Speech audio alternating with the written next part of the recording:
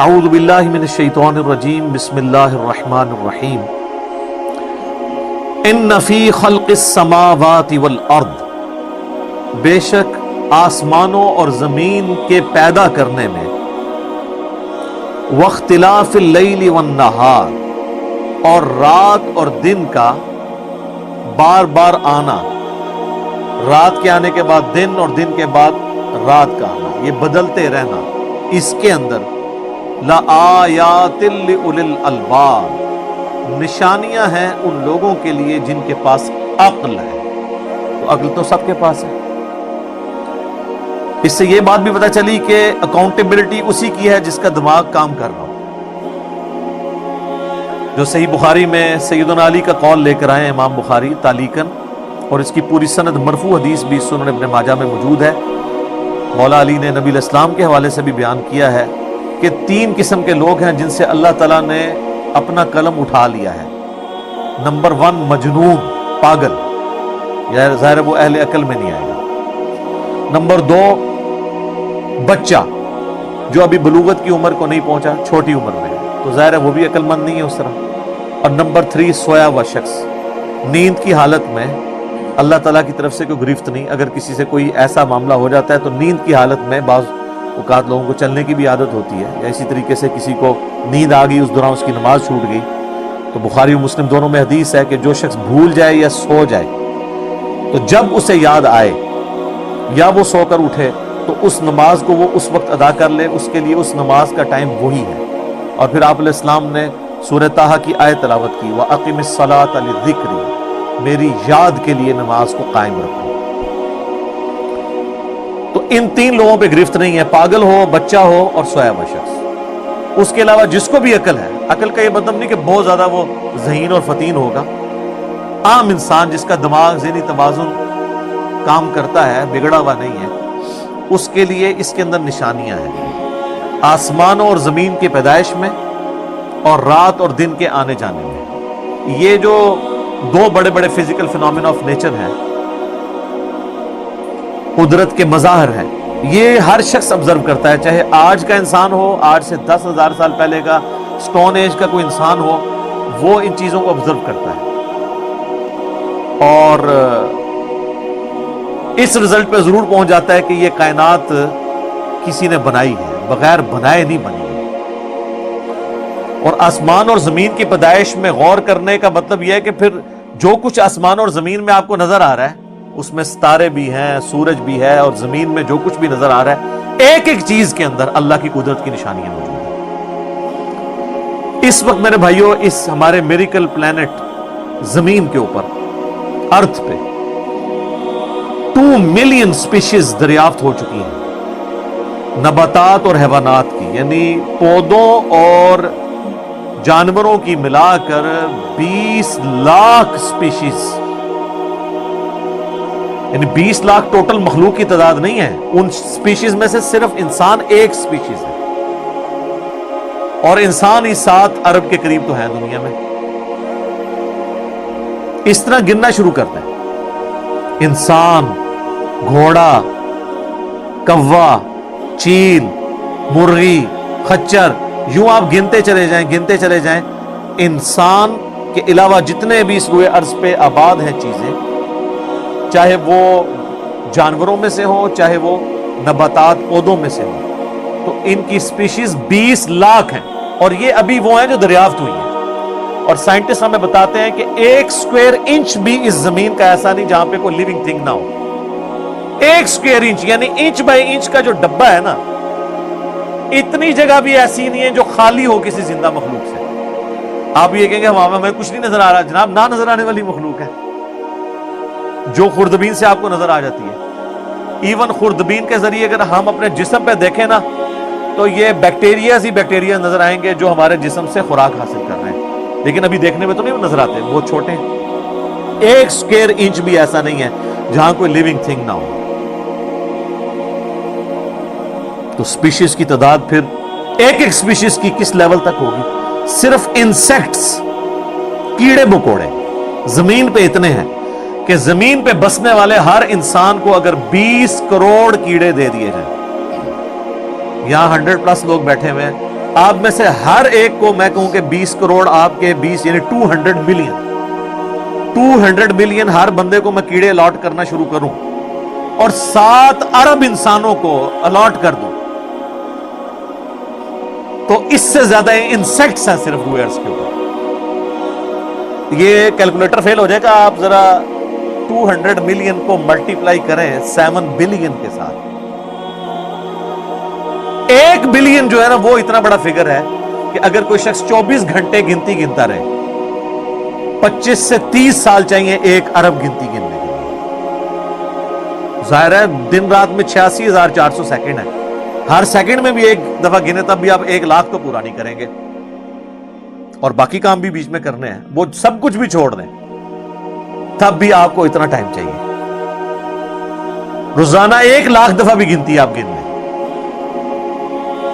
تو کئی سال چاہیے 1 ارب پورا کرنے کے لیے. تو یہ 7 ارب انسان اور ہر انسان کو 20 کروڑ 200 ملین کیڑے. آپ ذرا یہ کیلکولیٹ کریں اور یہ تو ان کی تعداد ہے. ابھی تو ہم یہ ڈسکس ہی نہیں کر رہے میرے بھائی کہ ایک سپیشیز کے اندر اللہ تعالیٰ نے جو کوالٹیز رکھی ہوئی ہیں وہ کیا ہے. میں اکثر مثال دیتا ہوں ڈریگن فلائی کی. انسان کو تو چھوڑ دیں بہت کمپلیکس ہے.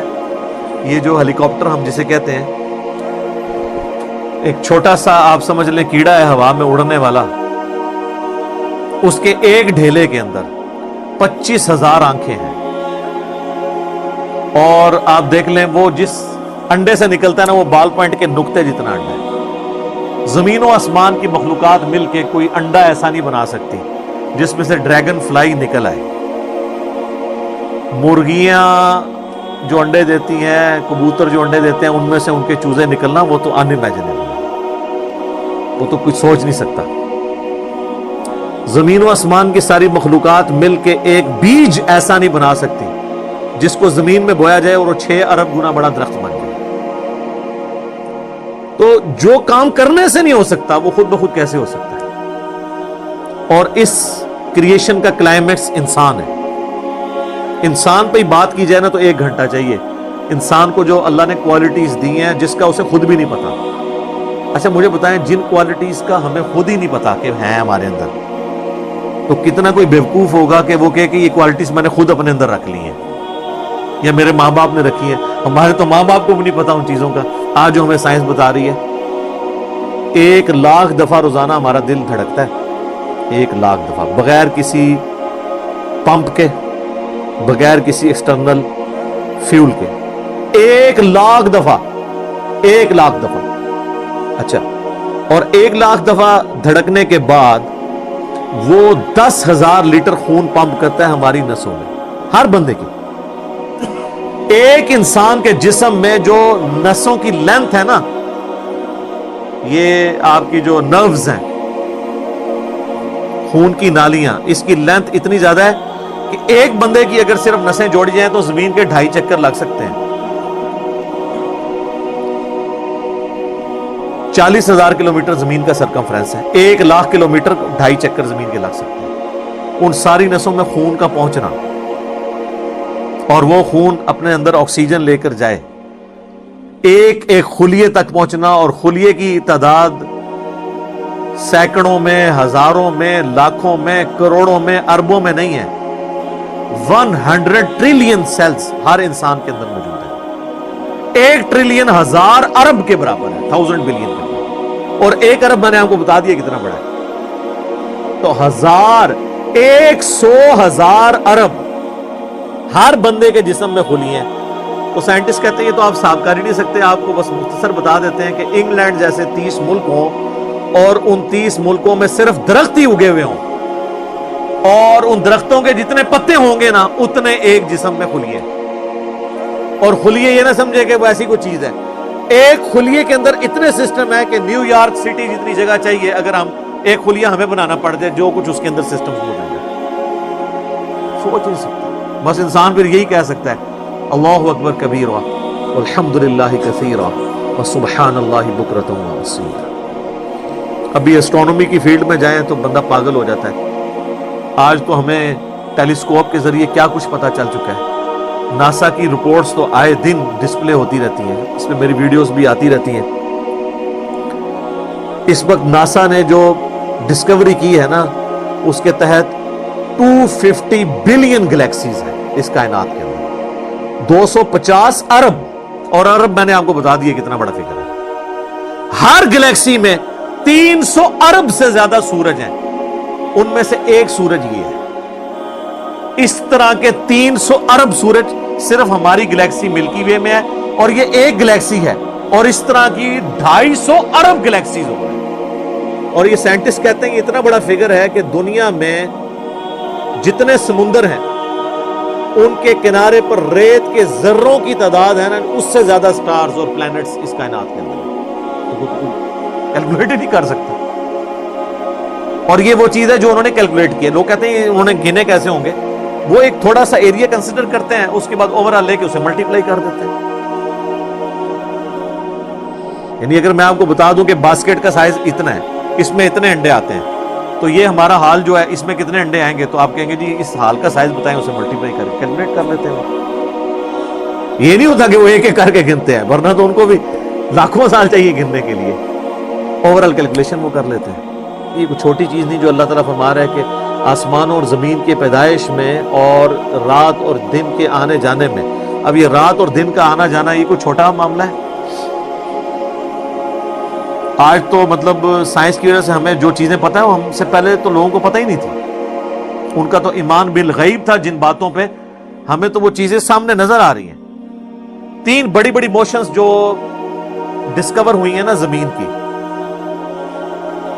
उनमें से पहली मोशन यह है कि जमीन हर सेकंड में आधा किलोमीटर अपने महवर के गिर्द घूमती है। 1 सेकंड में आधा किलोमीटर, जिसकी वजह से 24 घंटे में हमारा दिन रात मुकम्मल होता है। मैं इक्वेटर की बात कर रहा हूं, उसके इर्द गिर्द, मैं नॉर्थ और साउथ पोल की बात नहीं कर रहा। वहां तो सूरज विद रिस्पेक्ट टू जमीन जो है उफक के साथ चल रहा होता है, वो अलग मामला होता है, वो फिर आपको पूरी साइंस समझानी पड़ेगी। एक आम डिस्कशन में बात कर रहा हूं। दूसरी मोशन है जमीन की 1 सेकंड के अंदर,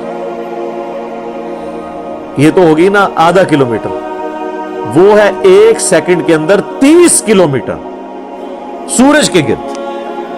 और ये इस रफ्तार को कोई सोच सकता है 1 सेकंड में 30 किलोमीटर?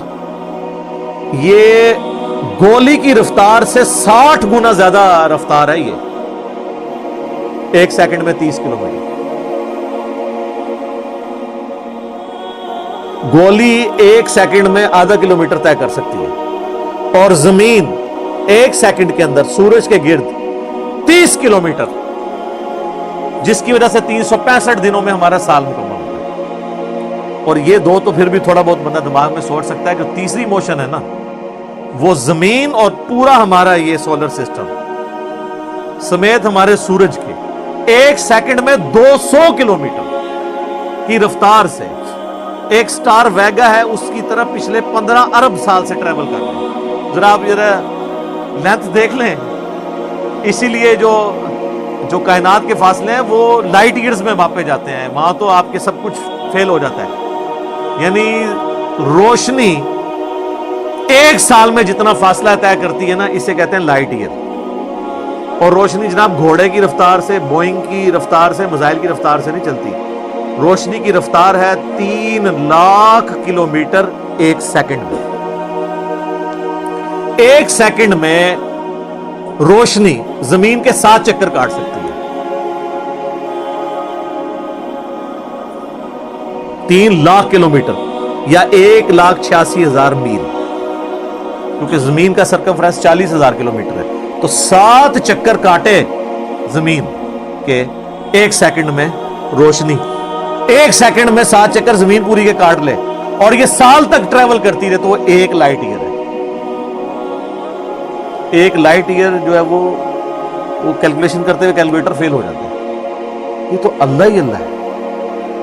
आप मुझे बताएं, जिस अल्लाह का तारुफ ये है, तो बाबे किधर आ जाए बीच में? बाबों को तो ये जब हम बातें बताएं ना, तो वो हमारी वीडियोस देख के बयान भी नहीं कर सकते।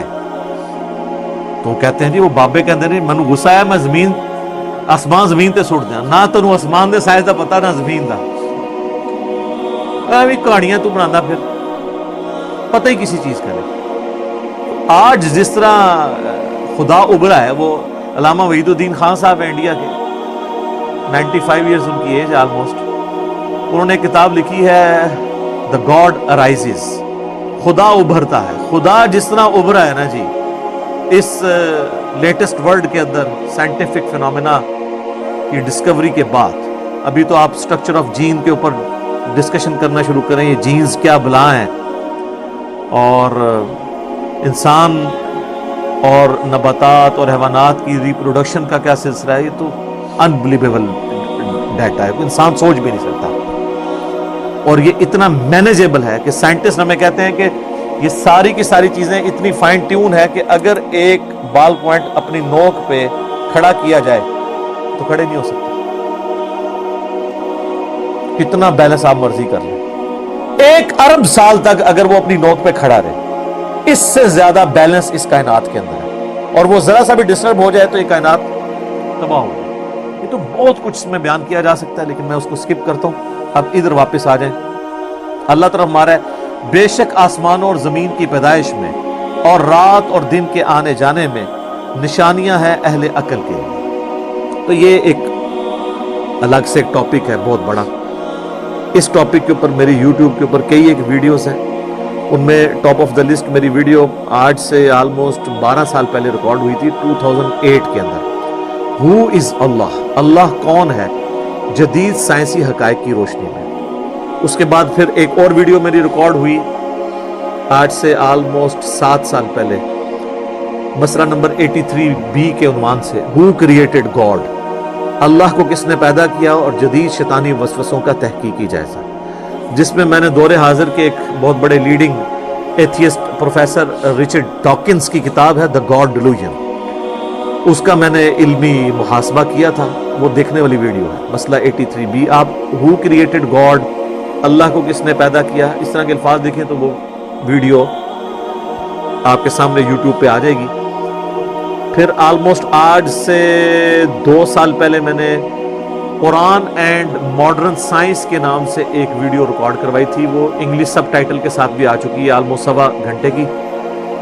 اس میں ایک ہندو بھائی نے قرآن حکیم پہ ایک اعتراض کیا تھا، تو اس کے جواب میں نے پوری ڈاکٹرن کلیئر کی تھی کہ قرآن حکیم میں جو سائنٹیفک فیکٹس ہیں ان کو آپ نے کس حوالے سے لینا ہے۔ قرآن جو ہے یہ لٹریچر کی بک ہے، یہ سائنس کی کتاب نہیں ہے، البتہ فزیکل فینومینا آف نیچر پہ بات کرتی ہے، تو اس کو لٹریچر کی زبان میں لینا ہوگا، اور اس حوالے سے جو مختلف چیزیں سامنے آتی ہیں غیر مسلموں کے اعتراضات، اس میں نے اوورال ڈاکٹرن کور کی تھی۔ پھر آلموسٹ 8 سے سال پہلے ایک فتنہ اٹھا تھا، یہ کیا زمین ساکن ہے، اس کے اوپر بھی میں نے ایک ڈیٹیل ویڈیو دی تھی، اس میں میں نے کئی ایک سائنٹیفک فیکٹس کے حوالے سے ڈسکشن کی تھی۔ میرا خیال ہے اتنی ڈیپتھ تو کسی اور نے گفتگو، ڈاکٹر ذاکر نائک کا تو ایک آدھ لیکچر ہے، وہ بھی بالکل سطحی قسم کی گفتگو ہے، جو بالکل کریٹیکلی چیزوں کو ایک ایک ایشو کو ریزالو کرنا یہ نصیب والوں کا حصہ ہے، اللہ تعالیٰ جس کو اس کام کے لیے اٹھائے۔ تو میں نے یعنی ہر اعتبار سے کئی ایک ویڈیوز میری ریکارڈڈ ہیں، اس کے لیے بڑا پھر بلیک ہول کی ڈسکوری ہوئی آج سے 2 سال پہلے، اس پہ میری ایک ویڈیو آئی تھی۔ آپ یوٹیوب پہ جا کے سائنس اور انجینئر محمد علی مرزا لکھ دیں تو وہ ساری ویڈیوز ہیش ٹیگ کے ساتھ آپ کے سامنے آ جائیں گی۔ الذین یذکرون اللہ قیاما وقعودا وعلی جنوبہم، تو ان کی حالت یہ ہو جائے گی کہ وہ اللہ ہی کو یاد کرتے رہیں گے، کھڑے ہوئے بھی، بیٹھے ہوئے بھی، کروٹوں پہ لیٹے ہوئے بھی، ظاہر ہے اللہ ہی اللہ۔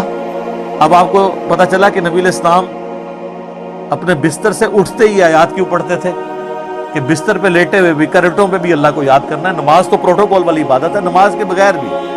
صحیح مسلم میں حدیث ہے، اما عائشہ کہتی ہیں کہ نبی علیہ السلام ہر حالت میں اللہ کا ذکر کرتے تھے، جنابت کی حالت میں بھی اللہ کو یاد کر لیتے تھے۔ یہ نماز کا پروٹوکول ہے کہ آپ کا وضو اور غسل والا ایشو ہے، ادروائز عام عبادت کے لیے تو نہیں۔ وَيَتَفَكَّرُونَ فِي خَلْقِ السَّمَاوَاتِ وَالْأَرْضِ، اور غور و تفکر کرتے رہتے ہیں آسمانوں اور زمین کی پیدائش میں۔ تو غور و تفکر کرنے کے بعد کس رزلٹ میں پہنچتے ہیں؟ ربنا ما خلقت هذا باطلا، اے رب ہمارے تو نے یہ چیزیں فضول پیدا نہیں کی ہیں، یہ کریشن کسی مقصد کے تحت ہے، اور اس مقصد کا منطقی انجام یہ ہے کہ مجھے بھی کسی مقصد کے لیے بنایا ہے۔ اور اس کا منطقی انجام یہ ہے کہ اگر میں نے وہ مقصد پورا نہ کیا تو میں مارا گیا. تو لہٰذا میں دعا کرتا ہوں سبحانک فقینا عذاب النار.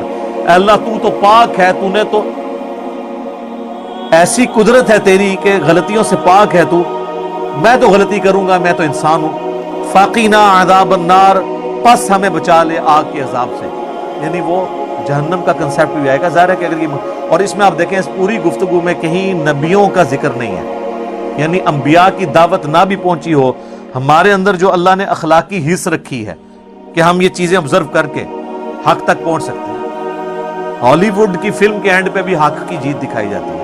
یہ ہماری انسٹنکٹ میں ہے کہ سچ کو جیتنا چاہیے, جھوٹ کو ہارنا چاہیے. بس اسی کی وجہ سے ہر وہ شخص اکاؤنٹیبل ہے جس کی عقل کام کر رہی ہے, چاہے اس تک نبی کی دعوت پہنچی ہو یا نہ پہنچی ہو.